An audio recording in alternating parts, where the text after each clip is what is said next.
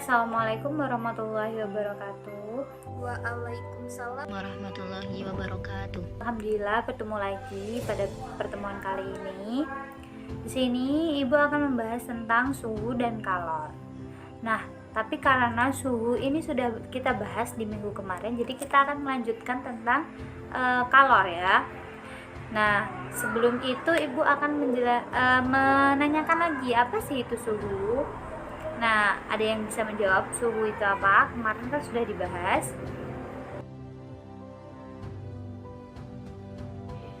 Itu Bu, suhu merupakan ukuran panas atau dinginnya suatu benda.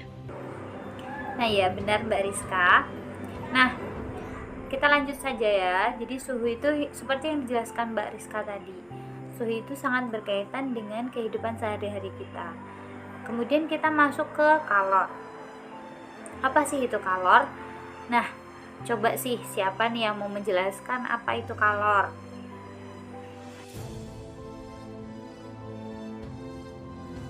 Kalor adalah energi panas zat yang dapat berpindah dari suhu tinggi ke suhu rendah. Nah ya, benar Mbak Risa. Jadi kalor itu merupakan transfer energi dari satu benda ke benda yang lain karena adanya perbedaan temperatur ya. Jadi kalau dalam satuan SI itu, satuan kalor itu adalah joule, di mana satu kalor itu sama dengan 4186 joule. Nah, sudah tershare ya PPT-nya. Insya Allah bisa dilihat dengan baik. Kita lanjutkan. Di sana sudah terlihat jelas bahwa rumus dari kalor yaitu Q sama dengan M dikali C dikali delta T, di mana M yaitu masanya, C merupakan kalor jenis, dan delta T yaitu perubahan suhu dari suhu awal ke suhu akhirnya seperti apa. Nah, di sini kalor itu jika bagian yang berada dari sistemnya itu terisolasi pada temperatur yang berbeda, maka kalor tersebut akan mengalir dari temperatur tinggi ke temperatur yang rendah. Tapi jika sistemnya terisolasi secara keseluruhan, maka tidak akan ada energi yang mengalir ke dalam atau keluar ya. Maka akan berlaku di sini hukum kekekalan energi, di mana seperti yang kita ketahui hukum kekekalan energi itu yaitu Q serap sama dengan Q lepas. Nah, selanjutnya untuk menguji wawasan kita, menguji wawasan kalian, kita membahas contoh soal.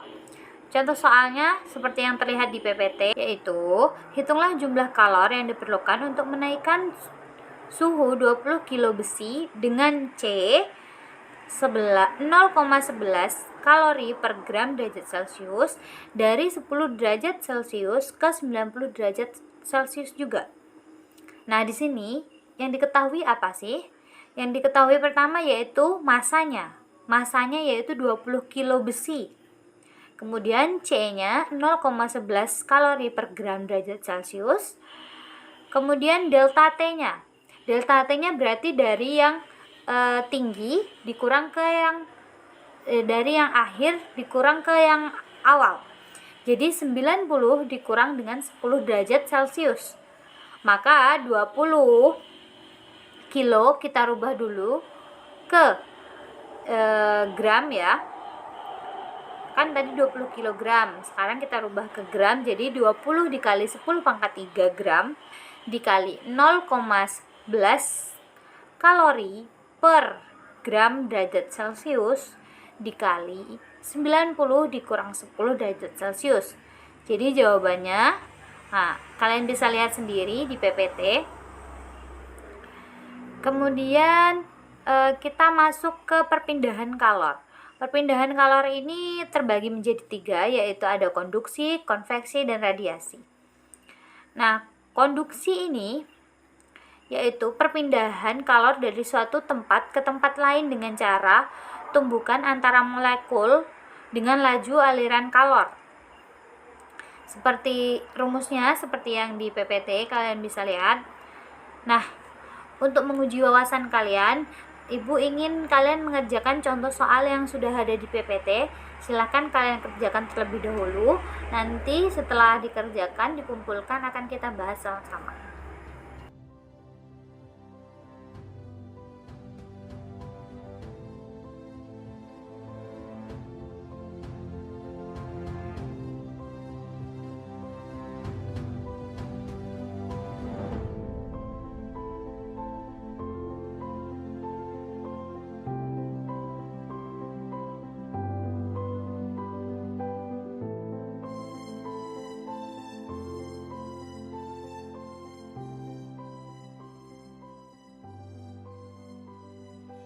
Untuk soal yang saya berikan tadi, itu akan kita bahas di minggu yang akan datang. Semoga semuanya tetap dalam keadaan sehat, tetap baik-baik saja, tetap semangat, tetap jaga kesehatan. Kurang dan lebihnya Ibu mohon maaf. Kita akhiri pertemuan ini sampai di sini. Wassalamualaikum warahmatullahi wabarakatuh. Terima kasih.